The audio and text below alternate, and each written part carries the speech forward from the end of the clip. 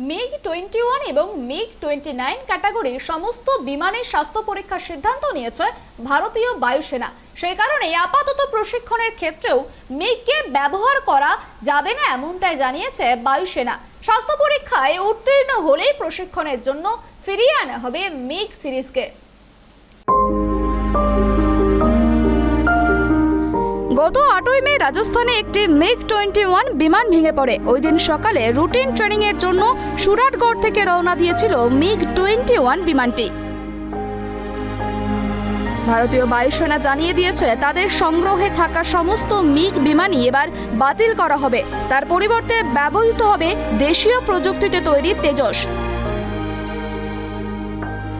2021 সালে যুদ্ধ বিমানগুলিকে ঢেলে সাজানোর পরিকল্পনা নেওয়া হয়। 48,000 কোটি টাকায় হেলেনের সঙ্গে চুক্তি করে ভারতীয় বায়ুসেনা।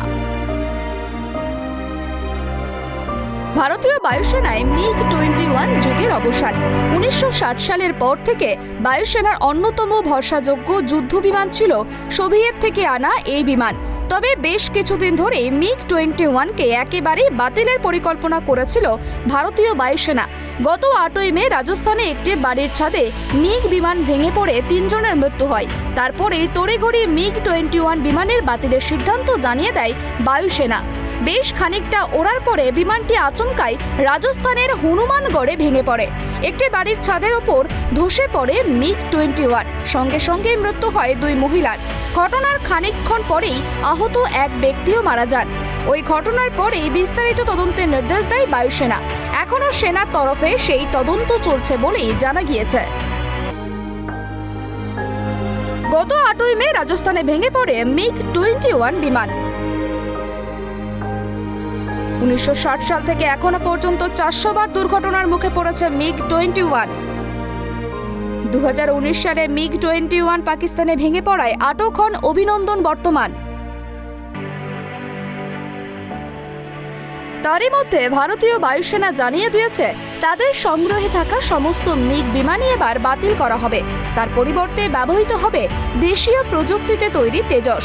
পরিসংখ্যান বলছে এতদিন পর্যন্ত সব মিলিয়ে 400 বার দুর্ঘটনার মুখে পড়েছে এই MIG-21 বিমান। প্রাণ হারিয়েছেন বহু সেনা। এমনকি 2019 সালে এই বিমান ভেঙে পড়েই পাকিস্তানে আটক হন ভারতীয় জওয়ান অভিনন্দন বর্তমান। 1960 সাল থেকে মোট 700টি মিগ বিমান ব্যবহার করেছে ভারতীয় বায়ুসেনা। 2021 সালে যুদ্ধ বিমানগুলিকে ঢেলে সাজানোর পরিকল্পনা নেওয়া হয়। 1965, 1971, 1998 এর যুদ্ধতেও ব্যবহৃত হয়েছিল MIG-21। যুদ্ধ বিমানগুলিকে ঢেলে সাজাতে 48,000 কোটির চুক্তি হেলেনের সঙ্গে। 83টি তেজস বিমান তৈরির বরাত হেলেনকে। ভারতীয় বিমান বাহিনীতে এই যুদ্ধের বিমানকে যুক্ত করা হয়েছিল 1960 সালে। 2 বছর পর চীনের সঙ্গে যুদ্ধে ওই বিমান ব্যবহার করা হয়েছিল।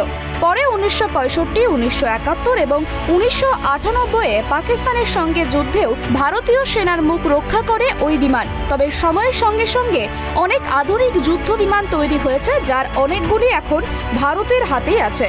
তবে 2021 সালেই যুদ্ধ বিমানগুলিকে ঢেলে সাজানোর পরিকল্পনা নেওয়া হয়। 48,000 কোটি টাকায় হেলেনের সঙ্গে চুক্তি করে ভারতীয় বায়ুসেনা এবং তারপরেই 83টি তেজস বিমান তৈরির বরাত দেওয়া হয়েছে সংস্থাটিকে। ইতিমধ্যে 36টি রাফালও তৈরি করা হয়েছে দেশীয় প্রযুক্তিতে। সব মিলিয়ে মিগের বাতিল হওয়া নিশ্চিত ছিলই। এবার সরকারি শিলমোহর পড়ল সেই সিদ্ধান্তে।